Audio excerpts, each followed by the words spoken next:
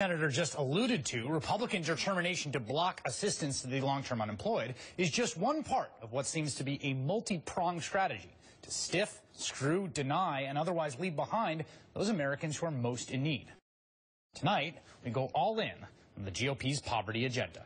Benefit from it. They're wealthier than that. And yet you have Senator Marco Rubio planning a big speech on the war on poverty. After 50 years, isn't it time to declare big government's war on poverty a failure? You have Paul Ryan also talking about poverty as an issue. We got the 50th anniversary of the war on poverty coming up next year. We don't have much to show for it. So it does appear that some thought leaders in the Republican Party think this is an issue we're tackling. Exactly, but there's a difference between raising the minimum wage and tackling poverty. You may be wondering, what exactly is the Republican poverty agenda?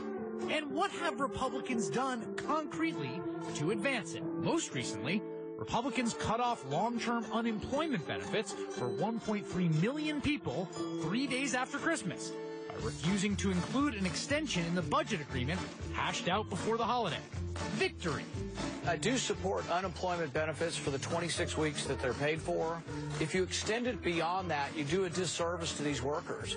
But that's just the latest victory. In fact, Republicans have been hard at work on their poverty agenda over the entire last year. In June, House Republicans actually voted down a farm bill because it didn't include enough cuts to the food stamp program.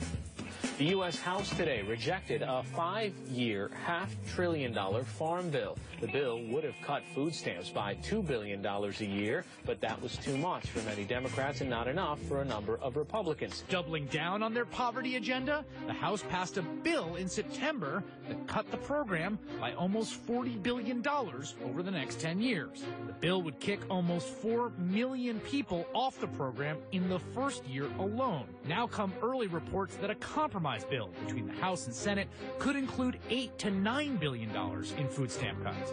Another hard-fought Republican victory for the poverty agenda. The Bible also says that the poor will always be with us.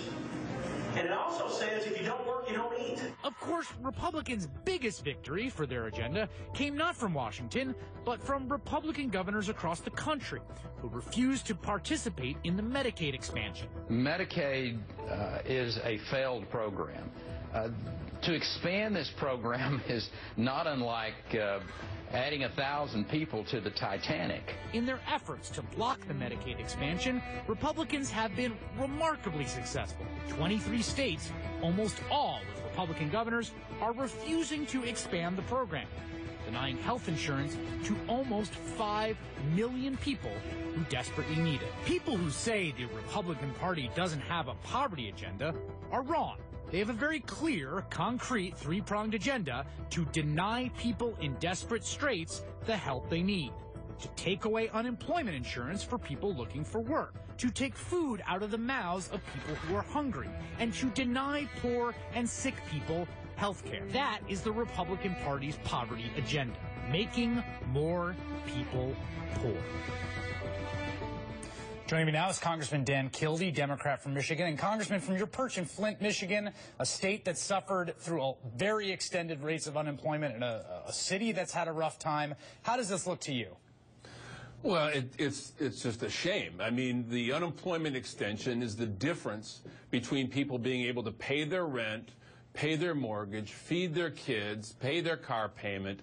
The folks who don't get this help will suffer long-term consequences. And this is the thing. It's a heartless act for the Republicans to consider a political victory, the fact that they're unwilling to help 1.3 million Americans who are facing really tough decisions every day. So why is it the case that could come out and say, we're not going to bring this to a vote in the House? I mean, is it the fact that Republican members don't have districts like yours where people are hurting? Are they just insulated from those folks voting?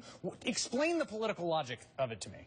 Well, it's hard for me to explain it because it defies logic. You know, unemployment is not a Democratic or a Republican condition.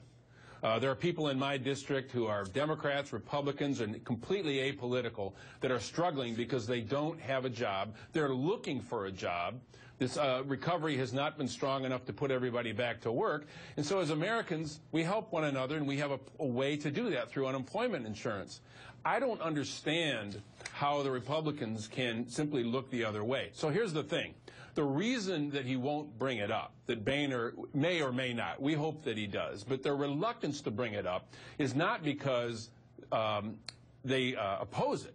Right. Necessarily. It's because they're afraid it will pass. Of course. There are still enough reasonable Republicans out there who would join with all the Democrats, and we would extend unemployment, emergency unemployment for those folks. But for some reason, the politics of this, and here in Washington, it's like a fact-free zone. The politics of this are more important to some in the Republican leadership than what's happening to people out in even their own communities, Republicans, Democrats, and otherwise. It strikes me that there is no path forward and no real impetus on the Republican House leadership for any proactive policy agenda for crafting some new version of the social safety net or so forth. What they can win are denials. They can deny people unemployment benefits. They can cut people off food stamps. That's how they measure in the ledger of victories. That's what they got right now. Well, they've talked themselves into this narrative that anything that the government has anything to do with is essentially wrong.